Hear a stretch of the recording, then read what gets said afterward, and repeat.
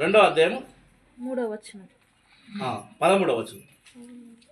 2:13 సాతాను సింహాసనమున్న స్థలములలో నీవు కాపురం ఉన్నావని నేను ఎరుగుదును. మరియు సాతాను కాపురమున్న ఆ స్థలములో నాయందు విశ్వాసి అయ్యుండి నన్ను గూర్చి సాక్షి అయిన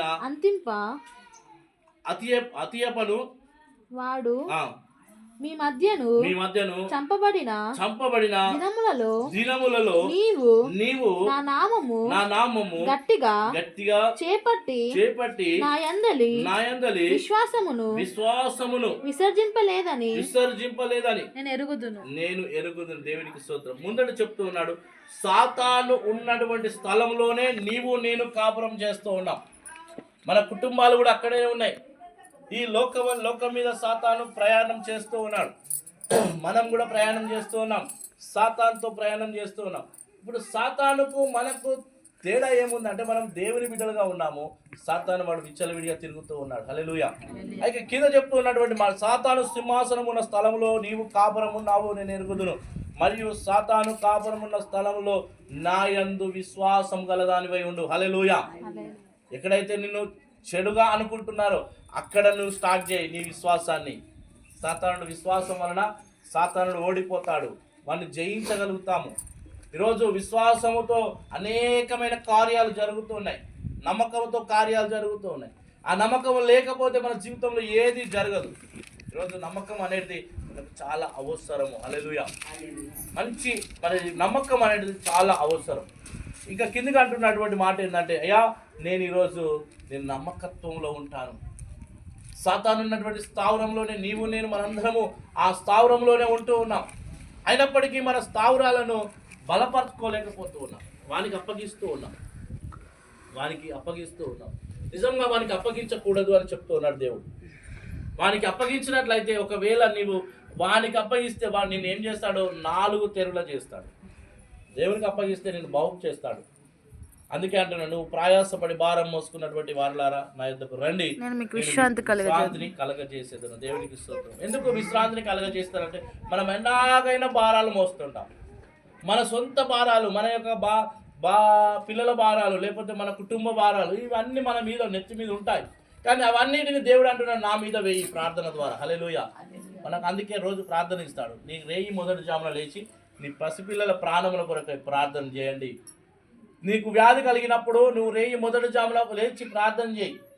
నీ సమస్య కలిగినప్పుడు నువ్వు రేయి జామున ప్రార్థన చేయి, దేవుడు ఆలకిస్తాడు. హల్లెలూయా. దావీదు రోజుకు 7 మార్లు ప్రార్థన చేసేవాడు, 7 టైంలు ప్రార్థన చేసేవాడు. తన కుటుంబం పెద్దది, తన సంస్థానం పెద్దది, తన రాజు ఆయన ఏలుతున్నటువంటి రాజ్యం కొరకు ప్రార్థన చేసేవాడు. ఈరోజు నీ కుటుంబం కొరకు ఒక్కరోజు నువ్వు ప్రార్థన చేస్తూ ఉన్నావు. యోబు రోజు ప్రార్థన చేసేవాడు, తన పిల్లల కొరకు ఒక్కొక్కరి నిమిత్తము ఒక్కొక్కరికి బలి అర్పించేవాడు. ఈరోజు మన పిల్లల కొరకు మన పిల్లల కొరకు మనం ప్రార్థన చేయాలి, మన కుటుంబం కొరకు ప్రార్థన చేయాలి, మన జీవితం కొరకు ప్రార్థన చేయాలి. అయ్యా నా విశ్వాస జీవితం కొరకు ప్రార్థన చేయాలి, ఆత్మీయ జీవితం కొరకు ప్రార్థన చేయాలి. అంటే దేవుడు అంటున్నాడు, నీవే. అందుకే అంటున్నాడు సిలువలో ఒక మాట చక్కగా, అమ్మ నా కొరకు కాదు మీరు ఏడ్చేది, నా కొరకు మీరు దుఃఖపడకండి, ఒక్క కన్నీరు చుక్క కూడా వ్యర్థం కానియకండి నా కొరకు. ఎందుకంటే నేను తండ్రి చిత్తం ద్వారా జరుగుతున్నటువంటి కార్యక్రమం ఇది. హల్లెలూయా. తండ్రి చిత్తం ద్వారా జరుగుతుంది సిలువ. ఆయన పాపములన్నీ మోసుకొని పోవడానికి వచ్చాడు దేవుడు. ఈరోజు ఆయన గురించి మనం ఏడవకూడదు, కానీ నీ కుటుంబం కొరకు, నీ కొరకు, నీ పిల్లల కొరకు నువ్వు ఏడవాలి అని చెప్తూ ఉన్నాడు. అంటే ఆత్మపూర్ణుడుగా నీ మధ్యలో మనందరి మధ్యలో దేవుడు అదే మాట మాట్లాడుతున్నాడు. అయ్యా నేను నా కొరకు కాదు, నీ పిల్లల కొరకు, నీ కుటుంబం కొరకు. నీ కుటుంబం కట్టబడాలి, మన కుటుంబము పునాదులు గట్టిగా ఉండాలి. గాలికి ప్రయాసపడ్డట్టుగా మన కుటుంబాలు ఉండకూడదు, నిలబడాలి మన కుటుంబాలు, అలా కట్టుకోవాలి. దేవుడు అది కడతాడు, ఎందుకంటే దేవుడే కట్టువాడు. అందుకే అంటాడు ఆయన, ఒకడు ఆ కుటుంబం మీద కావలి కాయలేకపోతే, దేవుని యొక్క కావలి అతని మీద ఉండకపోతే, ఆ కావలి కాసినటువంటి వారు ప్రయాసమంతా కూడా వ్యర్థమే. నిజంగా చెప్తున్నాడు, దేవుడు కట్టించని ఎడల అది కట్టిన ప్రయాసము లేదు. ఇసుక మీద కట్టిన విండ్లను చూస్తుంటే అంటాడు దేవుడు, ఉపమాన రీతిలో చెప్తున్నాడు, ఇసుక మీద కట్టకండి, అవిశ్వాసంతో కట్టకండి, విశ్వాసం కలిగి దేవుని యొక్క బండ మీద కట్టండి మీ కుటుంబాలను. ఎలా నేర్పుతున్నాం మనం? ఒక్కసారైనా మనం ప్రార్థన చేసుకుంటున్నామా? యోబుకు అంత ప్రార్థన పరుడు, అంత యథార్థవంతుడు, ఆయనకు శ్రమ వచ్చింది. శ్రమ వచ్చినప్పుడు తన స్నేహితులు వచ్చి నీ ధైర్యము ఏమైంది, నీ భక్తి ఏమైంది, నీ నిరీక్షణ ఏమైంది అని అడుగుతూ ఉన్నారు. ఈరోజు నిన్ను కూడా నీ పక్క అక్కనో అన్ననో చెల్లెనో అడుగుతూ ఉంటారు, నువ్వు రోజు మందిరానికి వెళ్తున్నావు సహోదరుడా, మరి ఏమైంది నీ యొక్క భక్తి అని అడుగుతూ ఉంటారు. కానీ అడిగినప్పుడు నువ్వేం సమాధానం చెప్తావు? అందరూ వాళ్ళ లెక్కనే నువ్వు కూడా ఏమైందో ఏమో అని అంటావా? కానీ వాళ్ళకు ధీటుగా సమాధానం చెప్పేటటువంటి మాట నీ దగ్గర ఉండాలి. హల్లెలూయా. ఎందుకంటే వాళ్ళకు కనబడాలి, నీ అభివృద్ధి కనబడాలి, నీ ప్రార్థన కనబడాలి, నీ యొక్క ఆత్మీయ ఎదుగుదల కనబడాలి. ఇప్పుడు మనం అడుగుతుంటాం, ఏదైనా ఒక కుటుంబము అంచెలంచెలు ఎదుగుతే అంటే ఏమంటారంటే, అరే నలుగురు పని చేస్తూ మంచిగా ఆశీర్వదించబడ్డారు అని. కానీ ఆ నలుగురు పని చేసినా ఎక్కడి పైసలు అక్కడనే వెళ్ళిపోతే ఏమంటావు? ఒకరోజు పోయి అడుగుతావు, అరే ఇంట్లో నలుగురు చేస్తురు కదా, ఏమైందిరా నీ సంసారం? అడుగుతావా లేదా? ఎవరైనా అడుగుతారు. ఇంట్లో నలుగురు చేస్తున్నారు, నీ నలుగురు సంసారం, నీ పైసలు అంతా ఎటుపోతున్నాయి అని అంటే, అన్న ఎక్కడి అక్కడ పెద్దోడు తాగుతుడు, చిన్నోడు తాగుతుడు, ఎక్కడోడు అక్కడ వ్యసనాలకు పోతున్నాయి అని అంటే అంటాడు, నీ ఆత్మీయ జీవితము సరిగా లేదు. ఈరోజు నువ్వు రోజుకు 8 సార్లు ప్రార్థన చేసినా నీ ఆత్మీయ జీవితం సరిగా లేకపోతే అది వ్యర్థము. మనం ఎన్నిసార్లు ప్రార్థన చేసినా యథార్థమైన ప్రార్థన లేకపోతే అది వ్యర్థము. ఎన్నిసార్లు ప్రార్థన చేసినా ఇటు ప్రార్థన చేసి పక్కకు జరగంగానే లోకానికి గురించి ఆలోచన చేస్తాం. పక్కకు జరగడమే లేటు. అంటే 2 నిమిషాలు ప్రార్థన చేసి అనేక గంటలు మనం లోకంలోనే మాట్లాడుతున్నాం. లోకంతో వేరుండాలని దేవుడు చెప్తాడు ఎక్కడ కూడా. లోకంతో వేరు ఉండి మీరు నన్నే సేవించానని దేవుడు ఎక్కడ చెప్పలేదు. లోకంతో కలిసి నువ్వు నన్ను సేవించాలి. ఇప్పుడు అందరూ వేరే తీరుగా ఎవరు పనుల మీద వాళ్ళు ఉన్నారు. కానీ మనం ఎందుకు వచ్చి బైబిల్ ఆరాధిస్తున్నాం?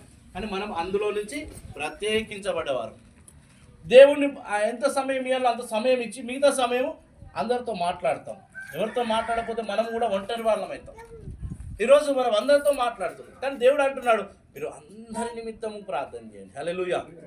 లోకం నిమిత్తం ప్రార్థన చేయండి. లోకంలో ఉన్నటువంటి సమస్యల కొరకు ప్రార్థన చేయండి. ఇప్పుడు అమెరికా దేశంలో మీరు అందరికీ తెలుసు, టీవీలు చూసిన వాళ్ళకు, వార్తలు విన్న వాళ్ళకి తెలుసు, అమెరికా దేశంలో కాలిఫోర్నియా అనే దేశం కాలిపోతుంది. హల్లెలూయా. అది కాల్చబడిపోయింది మొత్తం. వాళ్ళు ఏం చేశారు? అది దేశం క్రైస్తవ దేశమే, క్రైస్తవులే వాళ్ళు, పూర్తి క్రైస్తవులు. ఇంకా మనలేమన్నా మధ్యలో దేవుని నమ్ముకొని అక్కడ వచ్చాం, కానీ వాళ్ళు పుట్టూర్వకు నుంచి క్రైస్తవులు. కానీ వాళ్ళ లోపల ఉన్నటువంటి యథార్థమైన ప్రార్థన లేదు. వాళ్ళు విచ్చడివిడిగా మద్యానికి, వ్యభిచారానికి, ఇక రకరకాలైనటువంటి అలవాట్లకు అలవాటైపోయారు. పెళ్ళిళ్ళు చేసుకుంటారు, సుఖిస్తున్నారు, తాగుతున్నారు, తింటున్నారు, కానీ దేవుణ్ణి మర్చిపోయారు. అక్కడ దేవుణ్ణి మర్చిపోయి మాట్లాడుతున్నటువంటి మాటలు. హల్లెలూయా. ఈరోజు దేవుణ్ణి మర్చిపోయిన వారు చాలా బాధలు పడుతూ ఉన్నారు. మనం అనుకుంటాం మనము వారికంటే మన స్థితి మంచిది, అంటే మన స్థితి ఇక మంచిది. ఎందుకంటే వాళ్ళు మన మధ్యలో తెలుసుకున్న దేవుణ్ణి నమ్మకంగా తెలుసుకున్నాం, కానీ వాళ్ళు తెలుసుకొని కూడా దేవుణ్ణి మర్చిపోయారు. అంటే వాళ్ళ పుట్టుకనే అందులో ఉంది, క్రైస్తత్వంలోనే ఉంది వాళ్ళు. కానీ ఈరోజు కాలిఫోర్నియాలో కొన్ని సిటీలో మరి కొన్ని ఇళ్ళు అన్నీ కాలిపోయి 2 కుటుంబాలు మాత్రమే మిగిలాయంట. అన్ని ఇళ్ళు కాలిపోయాయి. మధ్యలో ఉంది ఒక ఇల్లు, ఇలా ఆ ఇల్లు మాత్రమే ఇట్లా మిగిలిపోయింది. అంటే ఆ ఇంటిలో ప్రార్థన ఉంది. హల్లెలూయా. ఆ ఇంటిలో మాత్రమే ప్రార్థన ఉంది. దేవుడు తన చిత్తమును ఎలా విధంగా యోబుని ఏ విధంగా రక్షించాడు, యోబు దగ్గర ఉన్నటువంటి సమస్తము తీసివేసినాక 2 ఆశీర్వాదం ఇచ్చాడు. ఎందుకు ఇచ్చాడంటే ఆయన భక్తిని చూసి, ఆయన యథార్థతను చూసి. ఈరోజు నువ్వు పని చేసినప్పుడు, ఏదైనా చేసినప్పుడు, పూనుకున్నప్పుడు ధైర్యంగా చేయాలి, యథార్థంగా చేయాలి. ఇది నాతోనైతే నా దేవుడు చేయగలుగుతాడు. ఒక్కొక్కసారి దేవుడే నీ చేయబట్టి చేపిస్తాడంట. దేవునికి స్తోత్రం. అది మనకు అర్థం కాదు. కొన్ని నిర్ణయాలు దేవుడే తీసుకుంటాడు, అవి మనకు అర్థం కాదు. ఆయన తీసుకున్న నిర్ణయాలు ఎప్పుడు కూడా సక్సెస్ అయిపోతాయి, అంటే అవి సాధించగలుగుతాం మనం. ఈరోజు మన జీవితంలో ఉన్నటువంటి కొన్ని మాటలు, సాతాను మనల్ని ఎప్పుడు మన పక్కకే ఉంటాడు, దూరం ఏడుంటాడు. ఎందుకంటే యోబు గురించి మనందరికీ విన్నాం, చదవకుండా విన్నాం. ఆయన పక్కకే ఉన్నాడు సాతాను ఎప్పుడు. ఒకటే రోజుల తన కుమారులు తనకున్నటువంటి సమస్తం కోల్పోయాడు ఒకటే రోజులో. గంటకు కూడా వచ్చి చెప్తున్నాడు, అయ్యా నీ మందలన్నీ వెళ్ళిపోయాయి, చనిపోయాయి. ఒకసారి వచ్చాడు, నీ పెద్ద కొడుకు చనిపోయాడు. ఇంకోసారి వచ్చి నీ చిన్న కొడుకు చనిపోయాడు. అయ్యా నీ కుమార్తె చనిపోయింది. అంటే ఒక్కొక్క గంటకు ఒక్కొక్కరు చెప్తూ ఉన్నారు. కానీ ఎవరైనా తట్టుకుంటారా? తట్టుకోరు ఎవరు కూడా. అప్పుడే ఆ తండ్రి హృదయం పగిలి చనిపోవాలి. కానీ అతడు దేవునిచ్చిన మనసుతో ఉన్నాడు కాబట్టి యెహోవా ఇచ్చను యెహోవా తీసుకొని పోతూ ఉన్నాడు. నేను దానికి అడ్డగించేవాని కాదు అని ప్రార్థన చేస్తూ ఉన్నాడు. ఈరోజు యెహోవా ఇచ్చను యెహోవా తీసుకొని పోతున్నాడు. దాన్ని నేను అడ్డగించేవాడిని అసలు కాదు. ఎందుకంటే ఆయన ఇచ్చాడు కాబట్టి ఆయనే తీసుకుంటున్నాడు. ఈరోజు గర్భఫలం ఎవరిది? యెహోవా ఇచ్చు బహుమానం. ఈరోజు యెహోవా ఇయ్యకపోతే మనము ఏం పేరు ఉంటుంది? మనకు గొడ్రాలు గొడ్డోడు అని పేరు వస్తుంది. అంటే పిల్లలు కాకపోతే ఒక పేరు ఇస్తున్నారు, ప్రపంచం ఇస్తుంది. దేవుని చిత్తం అది లేదు కాబట్టి ఇస్తలేడేమో. కానీ చాలామంది మరి ఆ విధంగా ఆలోచన చేస్తూ ఉన్నారు. దేవుడి ఏది కూడా మన దగ్గరికి రాదు. హల్లెలూయా. సమస్తం ఇచ్చేవాడు దేవుడే, సమస్తాన్ని తీసుకునేవాడు దేవుడే. ఈ మధ్యలో మరి సాతానును పుట్టించింది కూడా దేవుడే. సాతానును మన దగ్గరికి మన యథార్థతను తెలుసుకోవడానికి పిలిపిస్తాడు. ఒక్కోసారి కష్టాల్లో ఉన్నప్పుడే ఏదన్నా ఖర్చు వస్తుంది. అంటే నీ దగ్గర చేతిలో డబ్బులు లేనప్పుడే ఖర్చు వస్తుంది. ఆ ఖర్చులో బిడ్డ జయిస్తుందా అని చూస్తాడు. ఆ ఖర్చులో నువ్వు కష్టంలో ఉన్నప్పుడు ఆ సమస్యను జయిస్తే నా బిడ్డ కొంచెంలో నమ్మకంగా ఉంది, కొంచెంలో చాలా ఎక్కువగా ఆశీర్వదిస్తాను. హల్లెలూయా. అంటే మన జీవితాలు అలా ఆశీర్వదించడానికి దేవుడు సిద్ధంగా ఉన్నాడు. ఇంకొక మాట చూద్దాం. ఒక మాట చూసుకొని మరి మనకు సమయం ఇద్దాం.